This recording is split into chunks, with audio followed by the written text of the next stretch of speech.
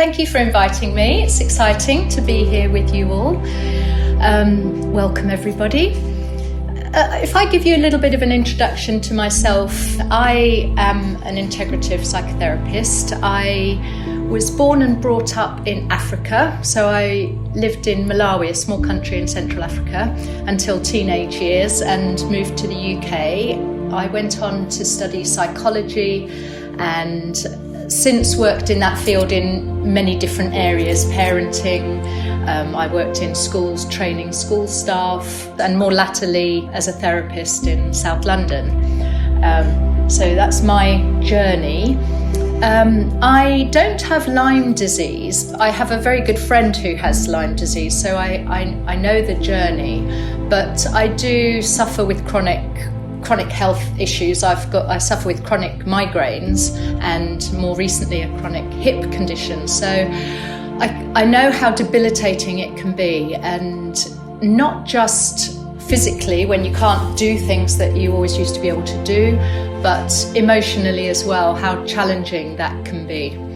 So I'm pleased to be here today to talk about our nervous system. So the session is called Relax and Breathe, different ways of calming your nervous system. And I think it's quite timely really, because it's a new year, and often, well, Happy New Year everyone to start with. But New Year, for some people, New Year can be a really exciting time. But I think if you're suffering with chronic health conditions, New Year can also be a bit more difficult. So it can be more like the January blues. And, you know, we're coming out of Christmas where it's been really tiring, maybe quite stressful. There's been a lot going on. As much as we try and keep it easy, it's a difficult time of year. And I think lots of pressure on us can lead to overwhelm, and I think that that's something that we can look at today, because when we get overwhelmed, we can often either become anxious, our nervous system can become anxious, or it can become flat, like depressed, so a very low mood. And both of those are signs that our nervous system has dysregulated. So we're going to look at different ways that we can calm our nervous system, because it's really important that we notice where we are with our nervous system, and sometimes it kind of goes unchecked. We don't have the time or capacity to really check in about where we are, where is our nervous system at. And because our nervous system is so closely related to our immune system, it's vitally important, I think, that we do what we can to keep it regulated, because if we can regulate our nervous system, we can get our immune system working more efficiently, and that's a win-win, if anything. And I think it's really important to take what you want from today's session. We're all different people. We all are at different stages of the Lyme disease journey. We're all living in different parts of the country and different stages of the disease maybe. So, and certain things work better for certain people. So pick what you want from today's session. I'm going to kind of give you a selection of options to use. So take what suits you, kind of just have a think. Remember, you're the experts for your body. You know what works best. What I want you to do first of all is we're going to have a quick check-in. So I'd like you to just check in with your body. Take a minute, check in with your nervous system, go inside. How are you feeling right now? And maybe in one or two words, whatever springs to mind first, just jot down a couple of words where you think you're at the moment. There's no right or wrong. This is just a kind of a check-in, and it's quite helpful. We'll come back to this a bit later on in the session. But I think checking in with our nervous system is really helpful. And as I said, with chronic illness or chronic pain, a lot of the times we overlook this, but it can be really important because we can get oversensitized. Our nervous systems can get oversensitized and they can get stuck. So I think it's great if we can just monitor where we're at, and that will help you identify what your body needs as well. I'll give you an example, because I went out for a walk a few weeks ago, and walking sometimes is really hard with my dodgy hip, and I was feeling really totally fed up, absolutely fed up, couldn't do much. Started walking around this local park, and funnily enough, they were cutting the grass, and the smell of the grass just took me to a different place, and for a moment I just stopped. In fact, they all probably thought I was completely weird, just stopping and smelling the freshly cut grass, because all of a sudden that in itself had an impact on how I was feeling inside. That was a real calming point in my day, a day that had been really stressful, a day where I was feeling completely fed up. Just by stopping and sitting with it, taking that time to kind of just be mindful in that moment. Sometimes we have these little glimmers in days that can be really challenging, but if you're checking in constantly, sometimes you notice those positive glimmers as well. So if you can get used to doing a regular check-in with your nervous system. We're going to look at our nervous system. Now, I hope I don't get too technical. I think it's quite interesting if we can really understand what happens in our brain, what happens in our bodies when we get dysregulated. So it's almost like a switch going on in our nervous system. When we become overwhelmed, we can either flip and we can go into a state of high arousal, which is this top section here where it's hyper aroused, they call it, and that's our anxious state. Or we can kind of go into a low mood state, which is towards which is at the bottom. So this is what they call hypo-arousal. This is when we're kind of feeling a bit depressed. When we're in the anxious state, this is when our thoughts kind of go from I'm okay, I can handle this, but to oh gosh, I'm not okay. I don't feel safe. I'm not going to be able to cope. So it's a place where you might feel scared, you might get panicked, it's high energy. So the overwhelm comes out as high energy. Our heart starts to pump faster. This is the fight-flight reaction that we have. And the opposite would be when we have the low mood. So it's almost a shutdown. And that's when our thinking goes from, okay, I can handle this, to, oh dear, I really can't handle this. In fact, life's overwhelming. It's all too much. It's too difficult at the moment. We become numb to our emotions. So you withdraw. It's those days where we feel like it's not worth getting out of bed.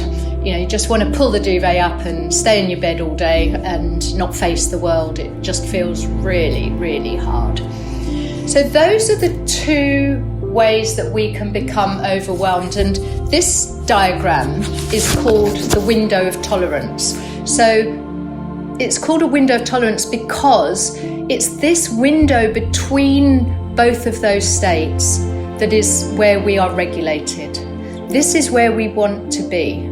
This is the calm, regulated nervous system. So when we're in that middle part, our nervous system is calm, we're in control, we can breathe slowly, we can think clearly, life is a lot easier. Also, remember that we don't flatline across this kind of centre bit. We have stressors in life, so we're constantly up and down and up and down. And sometimes a bit of anxiety is actually a good thing. So for example, if you're going into an exam, we can kind of tip into that anxious state, but actually the fact that it's going to pump our blood around our body and help our brain function a little bit better is quite a good thing. So in small doses, it can be positive. We don't want to live there. We don't want to be stuck in either of those states. And what can happen sometimes is this window of tolerance can become really small. So we're easily popping out of it. So what we want to do is to kind of stretch this window of tolerance. We want to stretch this bit in the middle. So it's a lot easier to stay within that calm, regulated state. And a lot of the exercises that we're going to look at today will help to increase the size of this kind of regulated window of tolerance, as they call it. One of the problems also with getting stuck in this hyper-arousal, the kind of anxious state, is that our brains can get sensitized. So when they get sensitized, then we get alarmed very quickly, and that's not positive. Another reason why we don't want to get stuck in that hyper-aroused state. Okay, so what exactly is going on in our brain? Let's have a look.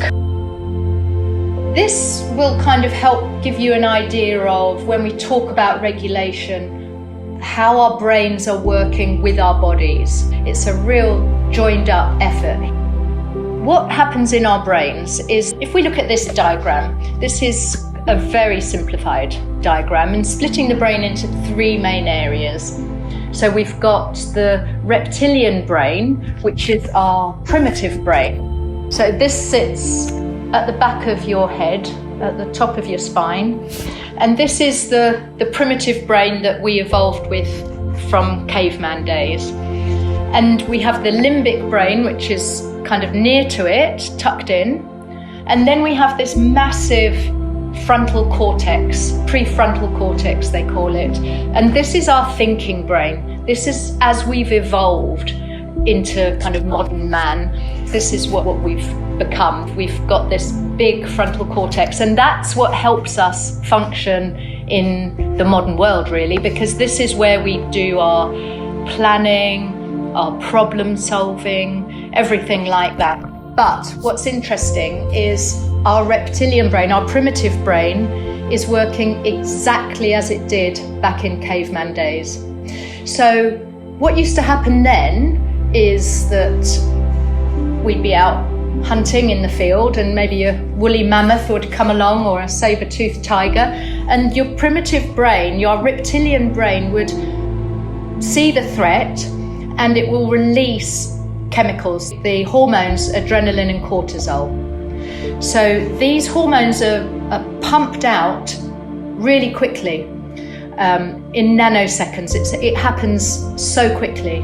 And what they do is they work with our bodies to increase our heart rate, make our muscles work faster, our lungs, we breathe quicker. We're ready to fight or flight. So we fight the woolly mammoth, or we run away really quickly. Now that part of our brain is still in existence, and it still works despite the fact that there's no woolly mammoths around, but it still works in exactly the same way with threat.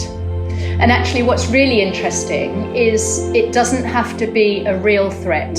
So it might be a real threat, or it might be a perceived threat, but our brain can't distinguish. So when we have anxious thoughts, sometimes we can trigger this reaction just from anxious thoughts, because our brain is sensing threat or danger. But what also is interesting is when these chemicals are released, our thinking brains shut down. We cannot think. So when you're in a highly anxious state, it's really, really difficult to have logical thought.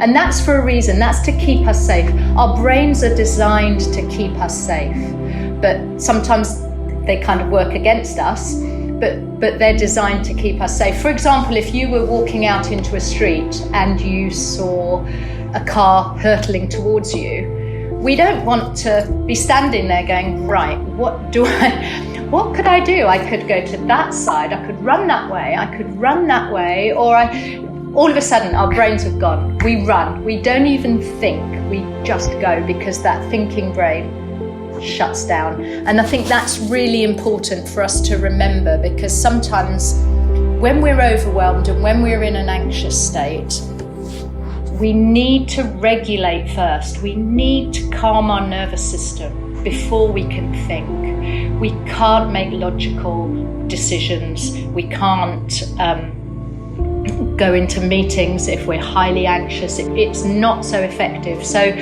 what we can do is we can work with our body to calm the nervous system. When we're calm, our thinking brains can come back online. So that's the crux of how the nervous system works. The exercises that we're going to do at the end, the breath work, kind of show you how we can expand that window of tolerance. So that check-in of noticing, because what we can do is we can then, okay, in the mornings, I'm kind of really easily overstimulated, overwhelmed, but actually in the afternoons I'm not. So what's going on? You can kind of, maybe there's a link that possibly can be made, but things like exercises like breath work, like mindfulness, like meditation, all of those exercises that are going to calm your nervous system will help to increase this window of tolerance, to increase the calm space in between. So how do we do it? How do we work with our nervous system? So I've given you kind of a breakdown of how it works in itself, but how do we work with it? How can we help it to regulate, to calm when we're dysregulated? So there's two main approaches. There's what we call a top-down approach, where we're working with our head, we're working with the thoughts, and there's a bottom-up approach, where we're working with our bodies, and that's what I was talking about, the breath work. And both these approaches are helpful, but they kind of work at different times and work better for certain people. One might prefer working with your thoughts, other people might prefer working with our bodies. But we also must remember what happens in our nervous system about our frontal cortex shutting down, our thinking brain shutting down when we're stressed. So working with our thoughts is pretty much impossible when we're in those states. So we have to be in a more regulated state to work with our thoughts, but working with our thoughts can really, really help when we're looking at trying to calm our nervous system and the patterns that we get into, because we sometimes get into certain thinking patterns, and it's important to notice those.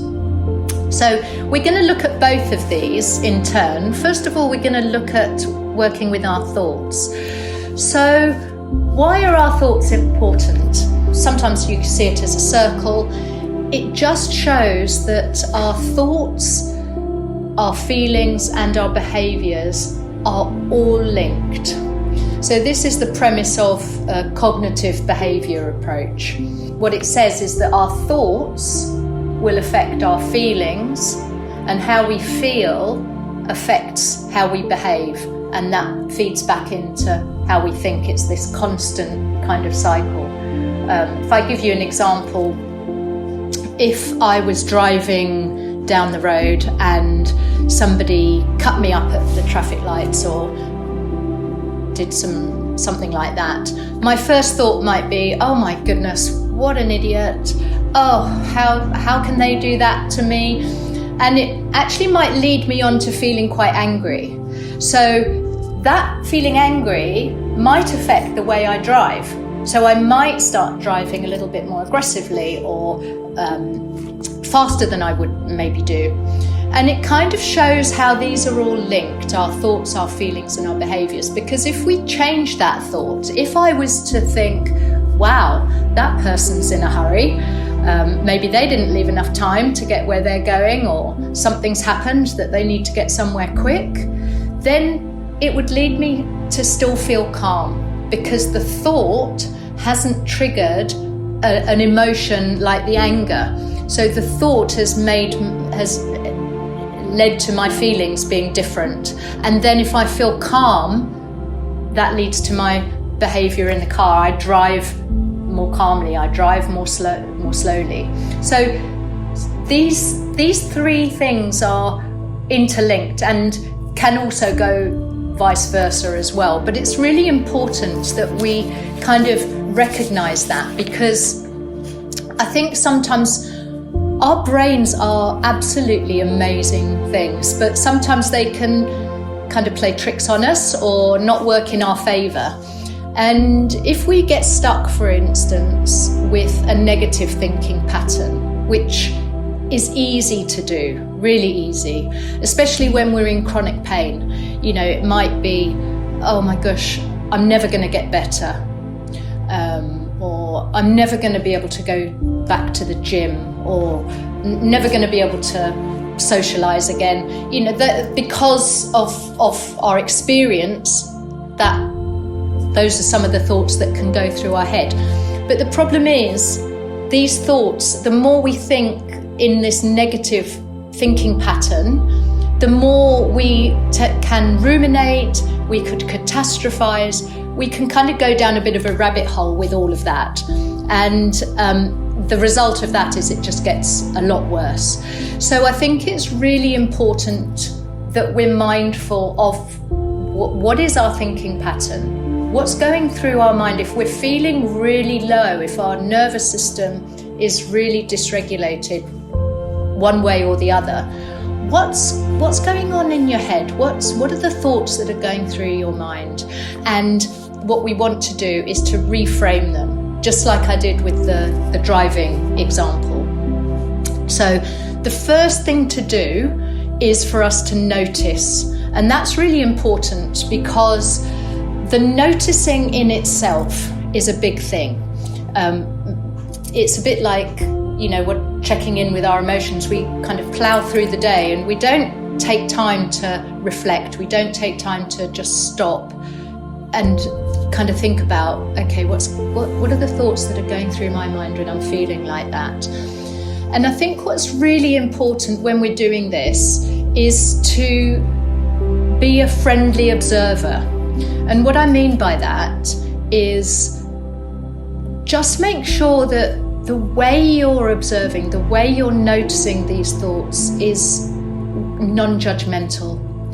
Because we can sometimes get caught up in a kind of self-critical style of, oh, there you go again, you're always seeing the negative, you know, and we can beat ourselves up over with our self-critic, our inner critic. So be really mindful that when we're noticing, it's a friendly observer. So it's a case of, oh, that's interesting. I've noticed when I feel really low, I'm thinking XYZ. Or when I'm really anxious, the thoughts that are going through my head are, what if, you know, those anxious thoughts. So first step is to notice. Second step is to check. So we want to check with those thoughts. Firstly, are they fact or opinion? Because our brain, remember, our thoughts are the things our brain makes up. So oftentimes they're not facts. We've made them up. So it's really important that we check. Is it fact? Is it opinion? So if, for example, I don't know, maybe a symptom pops up, a new symptom pops up for one of you, you might jump to the conclusion of, oh my goodness, now I've got XYZ. And remember, that's not fact. We think it because it's a possibility. But what we must do is just stop ourselves. If it's not a fact, if it's an opinion, check it and just reframe. So what is a more realistic way of seeing that? Okay, so it could be that, but it actually could be a lot of other things as well. So what we're doing is we're keeping our nervous system calmer. We're not racing into that highly anxious what if, because then we, like I say, we can go down that rabbit hole of ruminating and catastrophizing. So the first check-in is it fact or opinion? The second check-in is it a helpful thought? So if it's not, how can we reframe it? So for example, I'll never go to parties again. I'm going to be like this forever. I'm never going to be able to go to parties again. And that makes me feel really sad. And the behaviour leads to, I'm actually so fed up, I'm not doing anything, I'm crawling back into bed. So let's reframe that thought. It's not helpful. So how can we reframe it in a way that will not result in us feeling like that? So could it be something like, going to parties at the moment is really tricky, but as soon as I feel strong enough, then I'm going to start popping into things and I'll be able to do that. So just the reframing will have the knock-on effect on how we're feeling and the knock-on effect on how we behave, and that all affects our nervous system. And I'm not saying it's easy, it really isn't, but it's possible. So changing our thoughts is possible. Our brain has what we call plasticity. So it means that our brains can change. But what happens in our brains is that we form neural pathways. Basically, it's neuron connected to neuron connected to neuron, and we form automatic thoughts. So if we've been thinking in a particular pattern, maybe a negative thinking pattern or an anxious thinking pattern, what happens is that's the automatic thought. That's the quickest, and we automatically go there without thinking about it. When we try and change our thinking, it's like changing behaviour. You have to be consistent. You have to do it time and time again. It works, it does work, it will change. And the saying is, neurons that fire together wire together. So it just takes consistency. It just takes repetition. It's a bit like, I liken it to walking across a field. If you were to walk across a field of long grass, if you do the same path for a year, that becomes really well trodden. And that is the easiest way to go through your field. So if you wanted to reach the other side, that's the way you go. You don't even think about going any other way. Now, if we want to change that thought, we've got to make a new path. So the first time you go that way, you don't notice a difference. The second time you go that way, you notice a little bit of a difference. But again and again and again and again, all of a sudden, you've created a new neural pathway. You've come out of that old thinking pattern. You've created your own new automatic thinking pattern, which is more positive for you. So that's how we can work with our thoughts. It's just noticing, checking in with them, fact or opinion. Is it helpful? How can we reframe? What's a more helpful thought that will not lead me to feel anxious or angry? And remember that our brains have this propensity they're designed to keep us safe.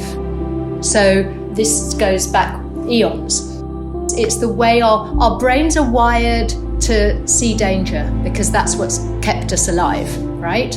So our brain has a propensity to negative mindset. So we have to kind of break that, become aware of it first and work on it, and it's possible to do. The other thing that can be really helpful if we're talking about regulating our nervous system is if we're in the low mood part. So if you're in that kind of depressed stage, you're feeling really lethargic, low energy, quite negative, there's an exercise called 3 Good Things, and that's been proven to make a difference psychologically. I think it's called positive psychology is the kind of where it sits, but the premise of that is that we want to get into a pattern to notice positive things. So you find 3 good things every single day. Now, you could do this when you wake up, you could do it when you go to bed, find what suits you. But if you're stuck at that bottom part of overwhelm, this is a really helpful exercise to do.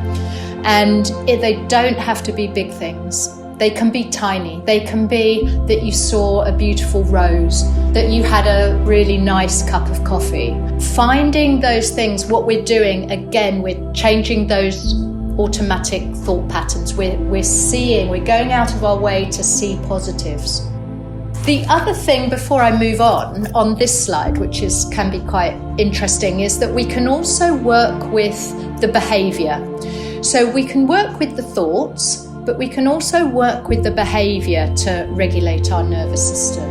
And kind of goes back to what Joe was saying about the meditation, because activities like meditation, like Tai Chi, like yoga, that really work with our bodies, that's something that we can do even when we are not able to do a lot of exercise. So introducing something like that can be really effective in helping regulate our mood. So have a think about what you could do almost. And sometimes that feels really overwhelming in itself, because you kind of think, well, actually, I can't do anything. I'm stuck in bed, or I have no energy.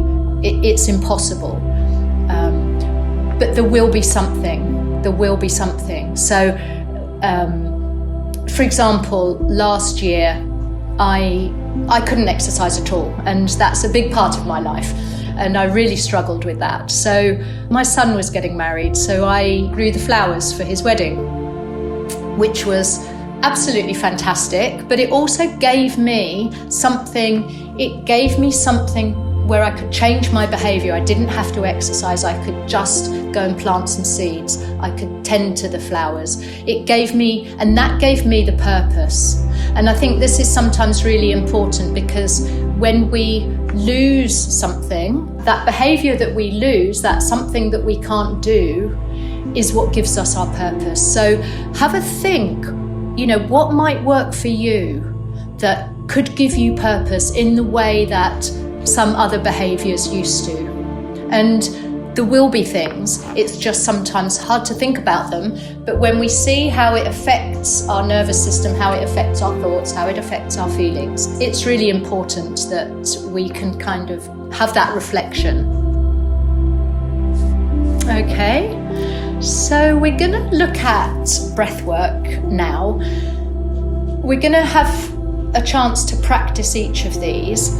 But I think before we start, I just want to talk a little bit about why it's important, because we can work with our thoughts on one hand with the top-down approach, but this bottom-up approach, this working with our body, can be so effective, and breath work is one of the most effective ways we can do this.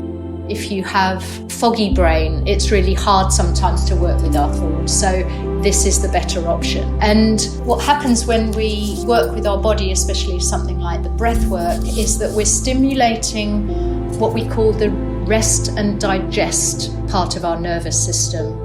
So that's mainly the vagus nerve. The vagus nerve is one of our longest nerves. So it kind of passes down through our body. Vagus means wandering. So it wanders throughout our body, and it connects with all our organs, but especially our digestive system. So that's why it's called the rest and digest system, because it helps stimulate our digestive enzymes.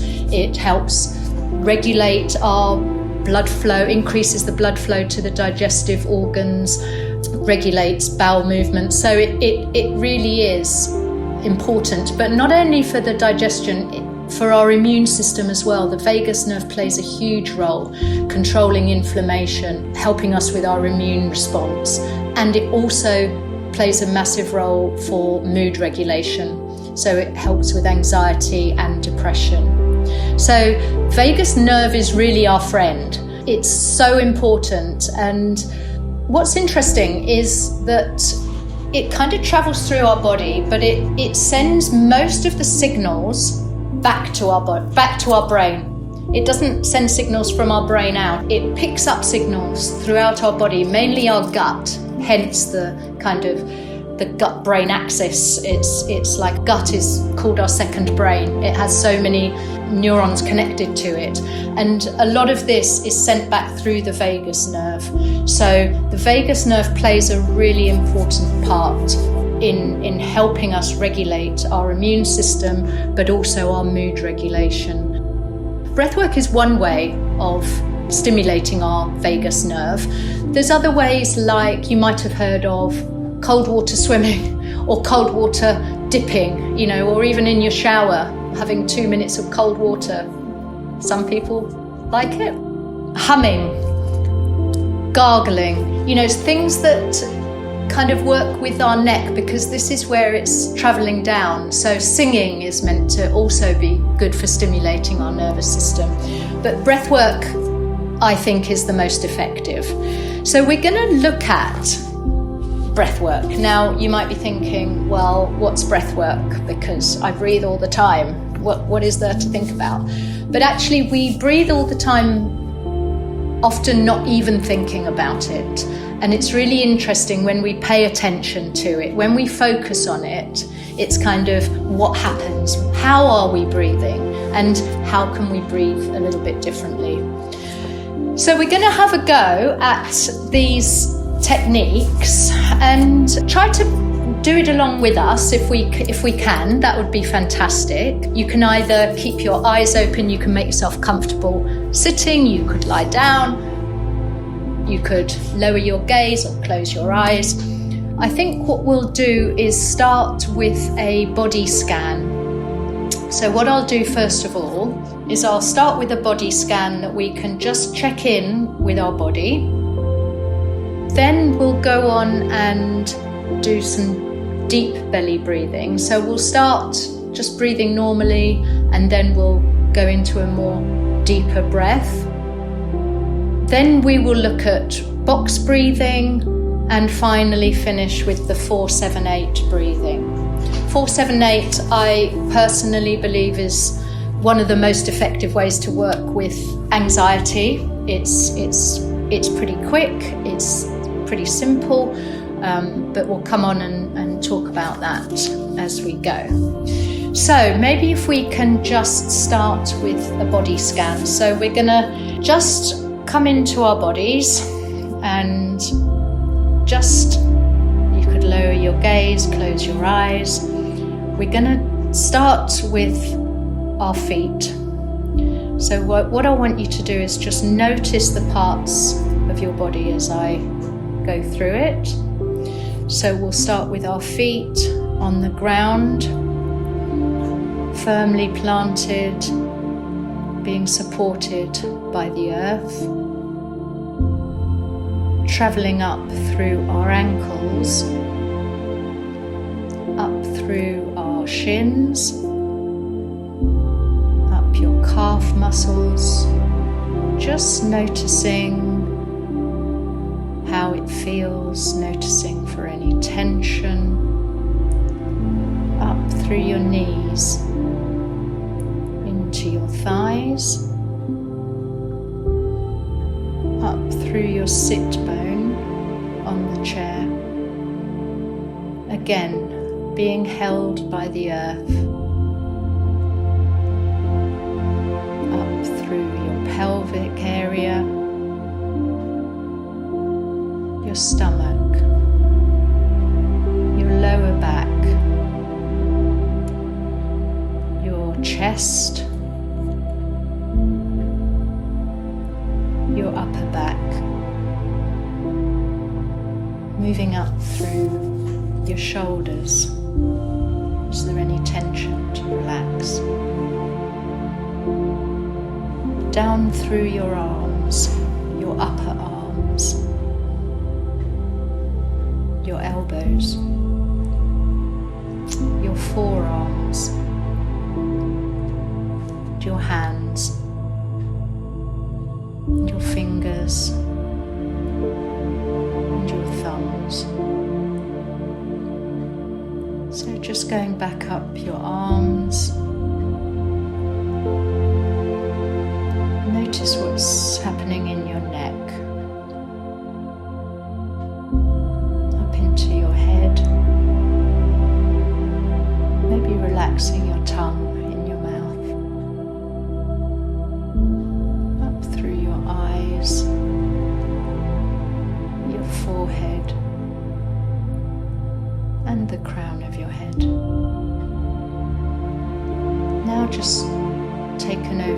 your whole body. Your whole body being held by the earth in the here and now.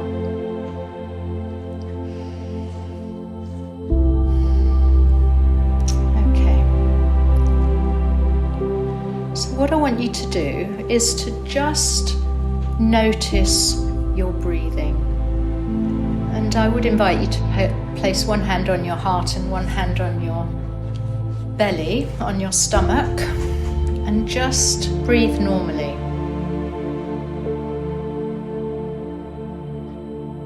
Just bring your attention to the rhythm of your breath. What moves? Where is the movement? Is it your chest? Is it in your belly?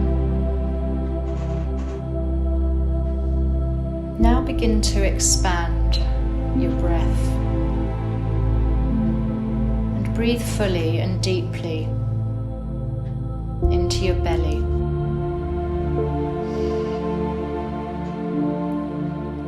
Breathe as much as you can to widen your torso.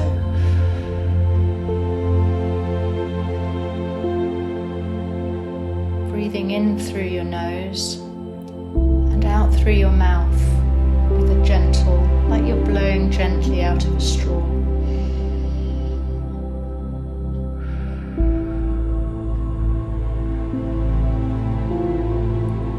What do you notice?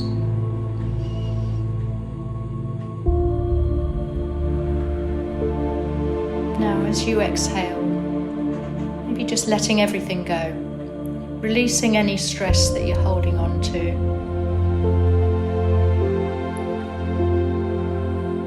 Any areas of tension in your body.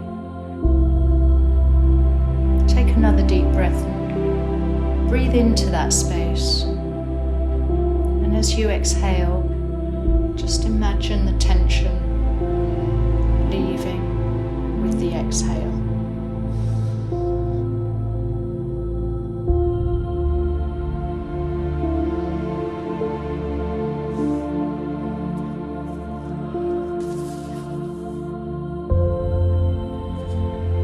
Coming back to the here and now, that's what we call deep belly breathing, and that's just to get us used to expanding the in-breath, really taking as much oxygen in as we can. Because often when we breathe, we can have quite a shallow breath, and it's really important just notice we're slowing it down, we're making it a bit deeper. So we're going to try some box breathing now. What we're going to do is to breathe in for 4, count of 4, we're going to hold for a count of 4, we're going to breathe out for a count of 4, and again hold for a count of 4. So if you imagine a line being drawn, it's like a box shape. So we'll start with a count of 4, we'll increase to a count of 5, but please go with your rhythm. If it feels like you should be doing it differently, absolutely fine. So what we're going to do is kind of lower your gaze again, close your eyes, and just take a breath to reset. Then we're going to inhale for 1, 2, 3, 4. Hold it for 1, 2, 3, 4. Exhale. 1, 2, 3, 4. Hold it. 1, 2, 3, 4. Inhale. 1, 2, 3, 4. Hold it. 1, 2, 3, 4. Exhale. 1, 2, 3,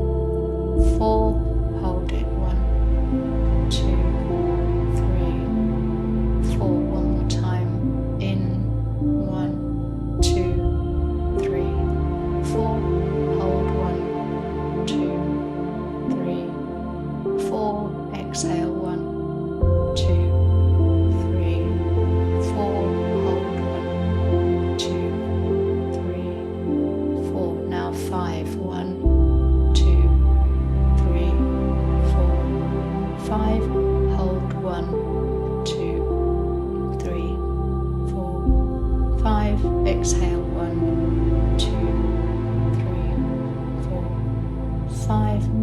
Hold 1, 2, 3, 4, 5. Final 1, 2, 3, 4, 5.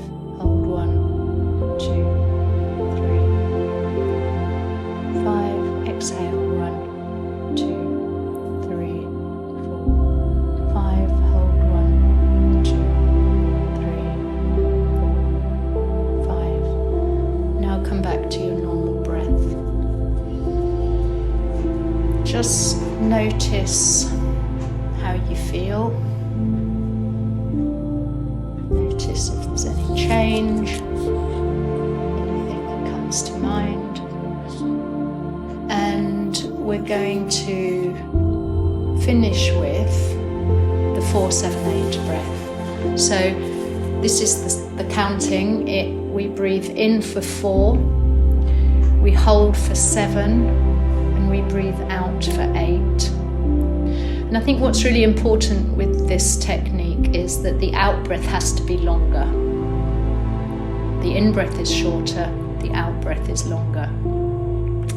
This technique is actually a really useful technique to help with sleeping as well. So if you struggle with sleep, this is a good one to try at night. So let's close our eyes, take a reset breath.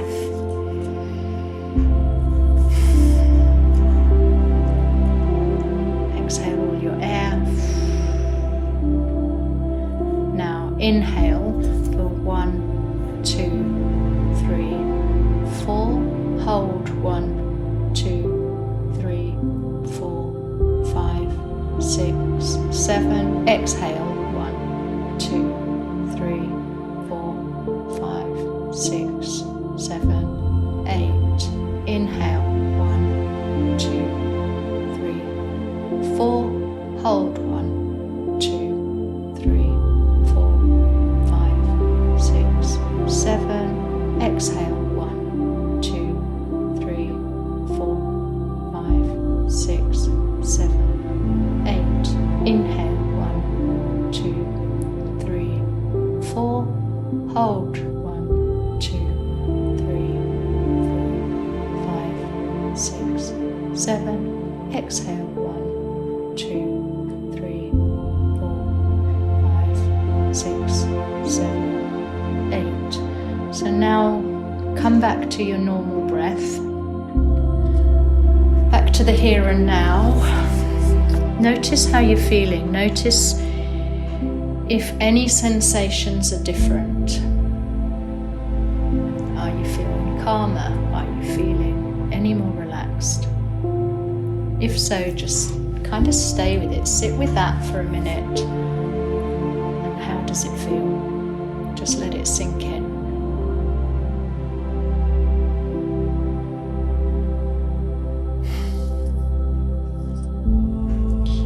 So, breathwork is really effective. Breathwork, I think, is one thing that if you take anything away today, really take away the breathwork, really take away trying the different techniques. Some of the techniques will work better for some people, you prefer one or the other, but like I say, the 4-7-8 technique is one of my favorites. I think it's so helpful when we kind of come into our body and just calming our nervous system.